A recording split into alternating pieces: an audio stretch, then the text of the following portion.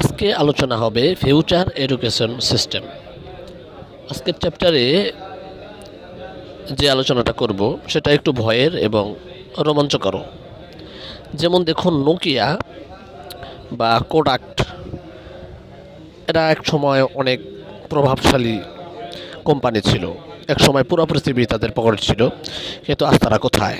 তারা মরে গেছে। কেন? কারণ তারা ভবিষ্যৎ দেখতে পায়নি।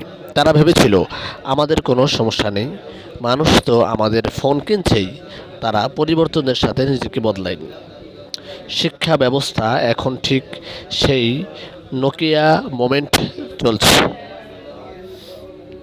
Artificial intelligence, AI, chat GTP এবং অনলাইন লার্নিং প্ল্যাটফর্মগুলো ঝড়ের বেগে এগিয়ে যাচ্ছে।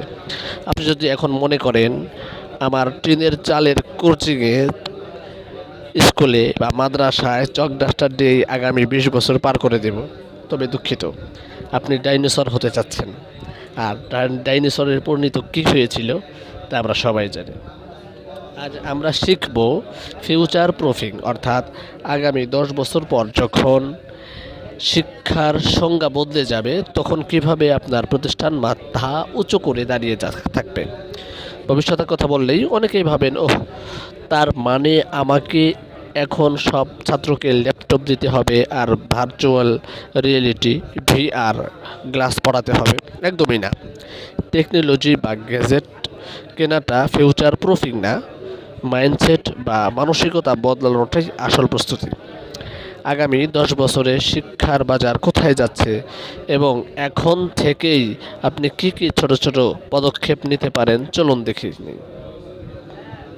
1 নাম্বার, মুখস্থ বিদ্যার জানাজা, স্কিল বনাম সিলেবাস। গত 200 বছর ধরে আমাদের শিক্ষা ব্যবস্থার মূল ভিত্তি ছিল তথ্য মুখস্থ করা। পলাশের যুদ্ধ কত সালে, পানির রাসায়নিক সংকেত কী, এসব যে যত ভালো মুখস্থ করতে পারতো সে তত ভালো ছাত্র। কিন্তু এখন আপনার পকেটের স্মার্টফোনে পৃথিবীর সব তথ্য আছে। গুগল বা চ্যাট জিটিপি 1 সেকেন্ডে বলে দিচ্ছে সব উত্তর। তাহলে আর ব্রেন খরচ করে মুখস্থ করার কি দরকার? ভবিষ্যতে এবং এখনই অভিভাবকরা এবং কোম্পানিগুলো আর GPA 5 বা গোল্ডেন প্লাস দেখতে পাবেন না। তারা দেখবে স্কেল বা দক্ষতা। ছেলেটা কি সুন্দর করে কথা বলতে পারছে, কমিউনিকেশন ভালো হয়েছে, ছেলেটা কি সমস্যার সমাধান করতে পারছে, ছেলেটা কি টিমের সাথে কাজ করতে পারে। আপনার করণীয়, আপনার স্কুল বা মাদ্রাসা বা কোচিং শুধু সিলেবাস শেষ করে মেশিন বানাবেন না। কারণ সিলেবাস শেষ করার মেশিন বানালে আপনি সিলেবাস তো শেষ করতে পারবেন, সিলেবাসের বাইরে কিছু ফিউচার স্কিল কোর্স চালু রাখুন।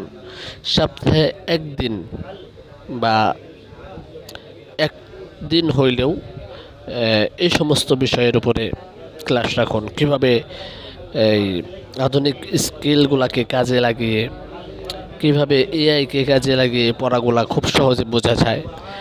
এই সমস্ত বিষয় যদি ছাত্রদেরকে সপ্তাহে 1 দিন অন্তত শেখানো যায়, তাহলে দেখবেন আপনার প্রতিষ্ঠান 10 বছর এগিয়ে গিয়েছে।